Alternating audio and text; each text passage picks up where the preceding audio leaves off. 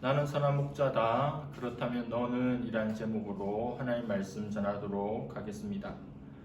제가 신학대학원 3학년 1학기 때 경험한 일입니다. 3학년 학생 한 10명 정도 듣는 수업이었는데 교수님 조교로 2학년 학생이 들어와서 같이 수업을 들었습니다.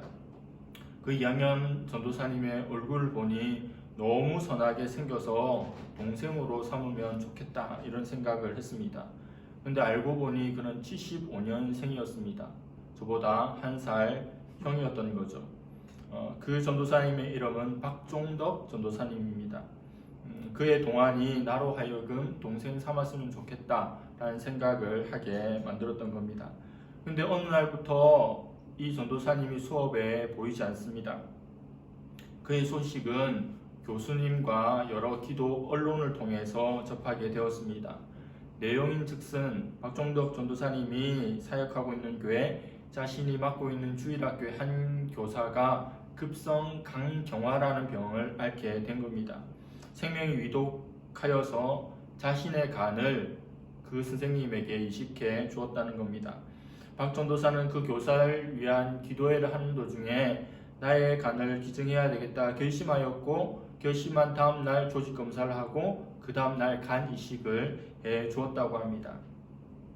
간 이식 수술이 보통 수술이 아니죠. 8시간에 걸친 수술 후에 그 통증 때문에 박종덕 전도사는 너무 힘들었는데, 그럼에도 불구하고 믿음이 있으면 행함이 있어야 된다는 말씀에 의해서 결정하였고, 또 그 교사가 회복되는 것을 보면서 기쁘고 감사했다고 말하였습니다. 박 전도사가 이런 결심을 하게 된 것은 당시 그 일이 있기 1년 전에 그의 아버지께서 간암으로 돌아가시게 된 게 계기가 되었다고 합니다. 남을 위한 희생이라는 게 입으로는 말로는 너무 쉬운 것이지만 실제로는 너무 힘든 일이기에 그의 스토리는 복음과 상황이라는 잡지에, 또 고신이라는 잡지에 커버 스토리를 장식하였던 기억이 있습니다. 그를 보면서 외모뿐만 아니라 그의 삶을 보면서 참 예수님을 닮은 전도사님이구나, 참 영혼을 사랑하시는 분이구나, 선한 목자구나 이런 생각을 하게 되었습니다. 나중에 그는 인도네시아의 깔리만탄의 선교사로 가게 되었습니다. 제가 잠중에서 선교 담당 사역을 하였기에 선교지에서도 또 선교지가 아닌 국내에서도 그를 여러 번 만나 교제했던 경험이 있습니다. 여전히 더욱더 예수님을 닮은 모습이 저에게 많은 도전을 주었던 기억이 납니다. 연애 소설을 보면, 또 연애 드라마를 보면 삼각관계라는 것이 나옵니다. 남자 하나에 여자 둘, 혹은 남자 둘에 여자 하나가 서로 미묘한 그런 마음들을 가지면서 흥미진진하게 이 연애 드라마와 소설이 펼쳐집니다. 오늘 말씀 속에는 이와 유사한 관계인데 삼각관계가 아니라 사각관계입니다. 양을 놓고 여러 존재들이, 여러 사람이 이 양에 대해서 접근하고 양에 대한 마음을 표현한다는 겁니다. 오늘 말씀은 이 네 종류를 살펴보는 것으로 진행하도록 하겠습니다. 첫 번째 살펴볼 것은 양입니다. 여러분, 양을 본 적이 있습니까? 한국에서 양을 키우지 않지만 대관령이나 이런 지역에 가면 양을 보게 됩니다. 우리 두 아들들도 어린 시절에 양을 보러 여름에 갔는데 양 냄새가 너무너무 코를 진동했던 그런 기억이 있을 겁니다.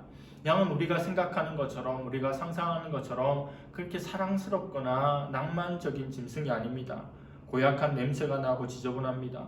고양이도 자기 몸을 깨끗하게 가꾸고 고양이 세수도 하지만 양은 절대 안 씻습니다. 그리고 양은 고집이 세고 머리가 나쁘다고 합니다. 양을 길들여서 서커스에 나오는 것을 한 번도 본 적이 없습니다. 결코 길들일 수 없을 정도의 지능지수를 가지고 있습니다. 그런데 양은 너무 연약하고 겁도 많습니다. 그 흔한 뿔이나 손톱, 이빨조차 하나 없는 것이 양입니다. 웬만한 동물은 자기가 죽임을 당하러 갈 때 그것을 알고 슬퍼하고 버둥거리고, 또 죽음의 순간에도 무척 괴로워하지만 양은 어찌된 영혼인지 죽으러 끌려갈 때에도, 칼이 그의 목을 칠 때에도 크게 저항하지 않습니다. 그래서 예수님의 죽음과 같다고 하여 이사야서 53장에서는 고난당하는 어린 양에 대해서 이렇게 말씀합니다. 양은 너무도 약하기에 어떤 스포츠팀, 특별히 프로야구팀의 마스코트로 등장하지 않습니다.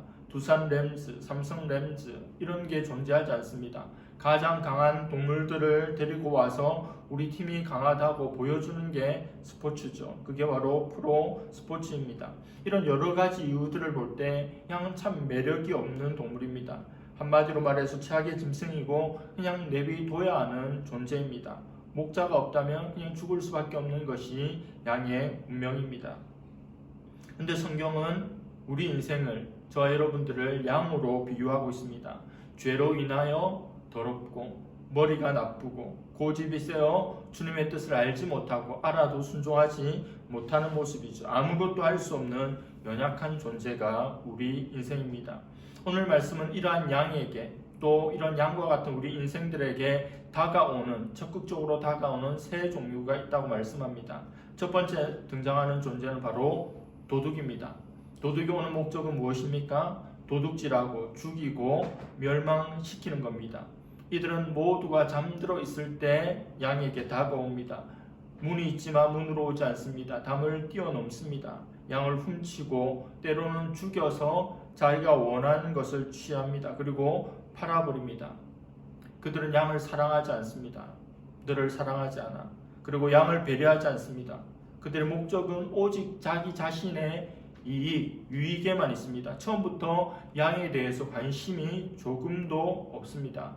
도둑을 만난 양에게는 파멸만이 있을 뿐입니다. 도둑은 무엇을 상징합니까? 마귀를 상징합니다. 베드로전서 5장 8절에 근심하라 깨어라 너희 대적 마귀가 우는 사자같이 두루 다니며 삼킬 자를 찾나니. 우리의 대적인 마귀가 마치 우는 사자처럼 두루 다니면서 삼킬 자를 찾는다고 말하고 있습니다. 사자는 왜 울까요? 배고플 때 울겠죠. 허기질 때. 그러니까 먹을거리가 발견되자마자 그냥 씹어 삼켜 뼈째 없애버리는 것이 바로 마귀입니다. 도둑이 바로 마귀입니다. 마귀의 목적은 분명합니다. 우리가 예배드리지 못하게 합니다. 하나님 앞에 기도하지 못하게 합니다. 말씀 보지 못하게 하고 하나님 뜻대로 살지 못하게 하고 할 수만 있거든 그들 위해서 예비된 지옥 불못에 데리고 가고 싶어 합니다. 그래서 마귀가 가장 싫어하는 게 전도입니다. 자기와 함께 지옥에 가야 하는데 천국으로 가게 만드는 것을 가장 싫어하죠. 이러한 삼킬 자를 찾는 마귀를 우리는 어떻게 이길 수 있겠습니까? 마귀하고 우리는 차원이 다른 존재입니다. 우리는 육신의 존재이고 마귀는 영적 존재입니다. 그럼에도 불구하고 마귀를 무찌를 수 있는 길이 있습니다. 개를 대하는 방식과 마찬가지입니다. 길에서 어떤 개가 날 보고 짖는다. 이 개를 어떻게 제압할 수 있겠습니까? 우리가 더 크게 짖으면 됩니다. 개가 우리를 보고 짖는다라고 하는 것은 대부분 자기 자신이 너무 무서워서 그것을 이겨내려고 하는데 우리가 더 강하게 해버리면 도망갑니다. 마귀도 마찬가지입니다. 계속 뒷걸음질 치면 마귀에게 잡아먹힙니다. 마귀의 밥이 되죠. 그런데 공격하고 대적하고 앞서 나가면 우리는 마귀를 무찌를 수 있습니다.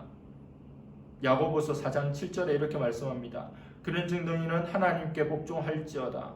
마귀를 대적하라. 그리하면 너희를 피하리라. 끊임없이 우리를 공격하는 것 같고 우리를 집어삼키려고 하는 것 같고 우리를 파멸시키려고 하지만 우리가 대적하고 예수 그리스도의 이름으로 예수 그리스도의 피로 또 십자가로 대적하면 그들이 피할 수밖에 없다는 거죠. 우리가 무서워서가 아닙니다. 우리 속에 있는 예수 그리스도 또 말씀, 찬양, 기도를 두려워하며 떠나가게 된다는 겁니다. 하나님께 순복하고 마귀를 대적하는 우리가 될 수 있기를 바랍니다. 두 번째 등장하는 존재는 싹군 목자입니다. 싹군 목자는 이미지가 어떻습니까? 아우 싹군 나쁜 이미지입니다. 그러나 우리가 생각하는 것처럼 선한 목자와 꼭 대비되는 그런 나쁜 목자가 아님을 알아야 합니다. 왜일까요? 목축업을 대규모로 하는 목자가 있습니다. 10마리, 20마리가 아니라 몇천 마리를 가지고 있는 거부가 있습니다. 그 사람은 자기 스스로가 이 양들을 다 돌보지 못합니다. 그럼 어떻게 해야 될까요? 사람을 써야죠. 알바를 써야 합니다. 돈을 주고 양을 좀 돌봐주도록 해야 합니다. 당시 보통의 한 목자가 감당할 수 있는 양이 30에서 75마리 정도였다고 합니다. 또 그 당시에 목자라는 직업은 지금의 3D 업종입니다. 힘들고 어렵고 더러운 일이 바로 목자의 일입니다. 그리고 목자는 광야라고 하는 척박한 환경 속에서 있어야 하기에 주인이 양을 맡길 때에는 한 100마리, 50마리 이렇게 맡길 때에는 20% 정도는 손실이 있을 것으로 보고 열사병이 되었건 또 맹수에 물려가게 되었건 그 정도는 내가 마이너스 입을 것이다 라고 하는 생각을 가지고 맡긴다고 합니다. 알바 목자에게, 알바로 양들을 돌보는 자들에게 강한 책임감과 애착이라고 하는 건 있을 수 없죠.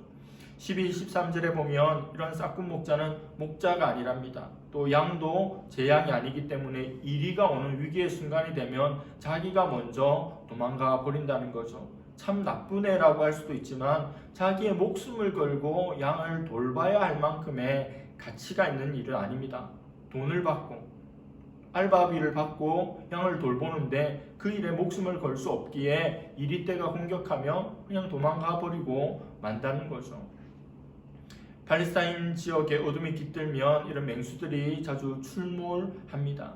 싹군 목자들은 웬만하면 자기가 지키려고 하겠지만 자기 힘을 뛰어넘는 정도의 공격이라면 도망갈 수밖에 없습니다. 돈을 받고 일을 도와주는 사람에 지나지 않기 때문입니다.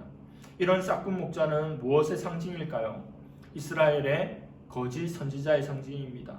하나님의 파송을 받지 않고 자기 말을 하고 백성들을 위해서 주는 메시지를 가지고 있는 거짓 선지자들, 그리고 자기만 위하는 이기적인 왕, 또 유대 지도자 같은 사람들이 바로 싹군 목자입니다. 양들에게 관심이 없습니다. 좋은 말하고 훌륭한 삶을 사는 것 같지만 하나님의 뜻대로 살지 않을 할 뿐만 아니라 하나님의 뜻을 제대로 전하지도 않는 사람들입니다. 하나님의 백성인 양떼들이 그들에게 마음을 주었다면, 그들을 의지했다면 결국 상처만을 입게 될 것입니다. 지금은 그런 싹군 목자 같은 존재가 없을까요? 아닙니다. 지금도 여전히 그런 사람들은 존재합니다.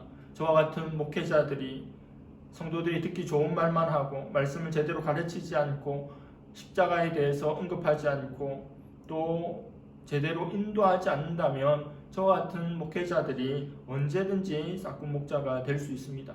사랑하지 않고 건성으로 그냥 일로서만 한다면 싹군 목자가 될 수 있는 겁니다. 또 한 가지, 이런 눈에 보이는 유형의 사람뿐만 아니라 눈에 보이지 않는 것도 싹군 목자가 될 수 있습니다. 이 세상을 살아가면서 우리가 따라가는 것, 우리가 붙잡기를 원하는 것, 쫓아가는 것, 돈이 되었건 명예가 되었건 대학이 되었건 출세가 되었건 성공이 되었건 그런 가치가 우리의 삶을 잘못된 길로 인도할 수 있다는 겁니다. 우리를 멸망케 하는 무형의 형태가 없는 싹군 목자가 될 수 있습니다. 가끔씩 TV를 보고 또 책을 보면 많은 것들을 이루었던 사람이지만 맨 마지막 순간에 너무 비참하게 또 쓸쓸하게 또 자기의 삶을 후회하는 그런 사람들을 보지 않습니까? 내가 추구하는 것들, 내가 얻기를 원하는 것들을 향해서 달려가면 그것이 내게 만족을 주고 행복을 줄 것 같은데, 그래서 그것이 영원한 가치인 줄 알고 평생 달려갔는데 결국 아무것도 아니라는 것을 발견하면 너무도 안타까운 인생이 된다는 것입니다. 싹군 목자 사람과 싹군 목자 무형의 것들을 분별할 수 있는 우리가 되기를 바랍니다. 마지막으로 등장하는 존재는 누구입니까? 바로 선한 목자입니다. 예수님은 도덕이나 싹군 목자와 달리 자기 자신을 선한 목자라고 말씀합니다. 선하다는 말은 헬라어로 칼로스인데 아름답다란 뜻이 있고 고귀한, 존경할 만한, 모범적인 이란 뜻이 포함되어 있는 단어가 바로 칼로스라고 하는 단어입니다. 도둑을 보았습니다. 싹군 목자를 보았습니다. 선한 목자가 이제 나오는데 선한 목자에게는 두 가지 특징이 있습니다. 첫 번째 특징이 뭐냐면 생명을 얻게 한다는 점입니다. 선한 목자는 자기 양을 자기가 돌봅니다. 자기 소유입니다. 양들을 사랑합니다. 요즘에 반려동물들이 너무 많죠. 공원을 돌다 보면 수많은 종류, 온갖 종류의 개들을 보게 됩니다. 고양이들은 산책을 거의 하지 않기 때문에 눈에 보이는 개의 비율로 혹은 절반 정도로 하더라도 고양이를 키우는 가정을 생각해 보면 정말 수천만의 사람들이 반려동물을 키웁니다. 저도 강아지를 좋아하고 고양이를 좋아합니다. 그러나 단지 내가 사랑스러워하고 한두 번 만져주고 놀아주는 것과 그의 견주가 되고 또 주인이 되어서 보호자가 되어서 배설물을 채워주고 먹여주고 재워주고 씻겨주고 아픈 병을 치료하는 것과 같은 일을 하는 것은 차원이 전혀 다른 겁니다. 동물농장 보니까 허리 디스크가 걸려서 그거 수술하는데 700만 원 들었다고 하는 것을 보았습니다. 사람보다 수술비도 훨씬 더 나오죠. 한 생명으로 보고 있고 사랑하기에 그런 수술도 시켜주는 것입니다. 자녀를 키우는 것도 말할 수 없죠. 남의 집 아이 귀엽다고 하는 것과 내 아이를 키우는 것은 전혀 다른 차원의 문제입니다. 선한 목자는 자기 양입니다. 자기의 생명을 걸고 지켜냅니다. 이리떼가 공격하더라도 목숨 걸고 지켜내는 것이 선한 목자입니다. 오늘 말씀에 예수님께서 스스로 목숨을 버린다는 표현을 4번이나 말씀합니다. 자기의 삶을 드러내는 겁니다. 우리 백성들을 위하여, 자기 양들을 위하여, 우리들을 위하여 자기 목숨을 버려서 우리를 구해낸다고, 우리를 살려낼 것을 말씀합니다. 실제로 이후에 인간들을 위해 스스로 자기 목숨을 버리심으로 우리를 향한 하나님의 사랑을 확증해 주셨습니다. 내가 너를 사랑해, 내가 너를 사랑해, 내가 너를 사랑해. 근데 결정적인 순간에 도망가 버린다면 사랑하는 게 아니죠. 그러나 사랑한다, 사랑한다, 사랑한다는 말처럼 그 사랑을 위해서 대신 죽어 주었을 때 그 사랑은 확정되는 것입니다. 다른 것이 아니라 우리에게 생명을 주시는 예수님을 힘써서 따라가는 우리가 되기를 바랍니다. 선한 목자의 두 번째 특징은 풍성케 한다는 겁니다. 선한 목자는 생명을 살 뿐만 아니라 그 양들을 더 풍성하게 합니다. 한국인들이 또 세계인들이 가장 좋아하는 말씀 시편 23편 보면 다윗이 광야에서 들판에서 하나님 앞에 찬양하는 내용이 나옵니다. 다윗이 하나님을 묵상하는데 자기가 돌보는 양들과 자신의 관계가 하나님과 자신의 관계와 같다는 생각을 하게 됩니다. 그래서 여호와는 나의 목자시라고 고백하죠. 자기가 자기 양들에게 선한 목자입니다. 이리떼가 오면, 명수가 오면, 곰이 새끼를 움켜가면 반드시 찾아서 돌아오는 것이 다윗의 삶이었는데 우리 하나님께서 자신에게 선한 목자가 된다고 고백합니다. 시편 23편 1절 2절 여호와는 나의 목자시니 내게 부족함이 없으리로다. 그가 나를 푸른 풀밭에 누이시며 쉴만한 물가로 인도하시는도다. 부족함이 없게 만듭니다. 푸른 풀밭에 쉴만한 물가로 인도합니다. 그래서 6절에 다윗은 다짐합니다. 내 평생의 선하심과 인자심이 반드시 나를 따르리니 내가 여호와의 집에 영원히 살리로다. 하나님께 있으면 하나님께서 풍성하게 해주시기 때문에 내가 평생에 하나님의 집에 거하고 하나님만 섬기겠습니다 라는 고백입니다. 하나님은 우리 각자보다 우리를 더 잘 알고 계십니다. 우리 각자에 대한 개인적인 관심을 가지고 계십니다. 아픔을 싸매시며 눈물을 닦아주시며 우리를 위로하시고 인도하시는 분입니다. 우리 인생에 사망의 음침한 골짜기가 펼쳐진다 하더라도 그것을 선한 목자는 인도해 주십니다. 그 끝에 푸른 초장 쉴만한 물가가 있기 때문에 사망의 음침한 골짜기도 지나게 되는 겁니다. 원수의 공격이 있어도 원수로부터 둘러싸여도 우리와 함께하고 계시고 넉넉히 승리하시는 분이 우리 주님이십니다. 도둑은 우리를 죽입니다. 싹군 목자는 우리를 버립니다. 그러나 선한 목자는 우리를 살리고 풍성케 합니다. 그 선한 목자이신 예수 그리스도께 안기기를 원하고 그분을 따라가기를 원합니다. 우리는 주님의 음성에, 양은 목자의 음성에 귀가 열려 있어야 합니다. 설교를 통해서, 성경 읽기를 통해서, 묵상을 통해서 나에게 말씀하시는 그 하나님의 음성을 듣고 따라가야 합니다.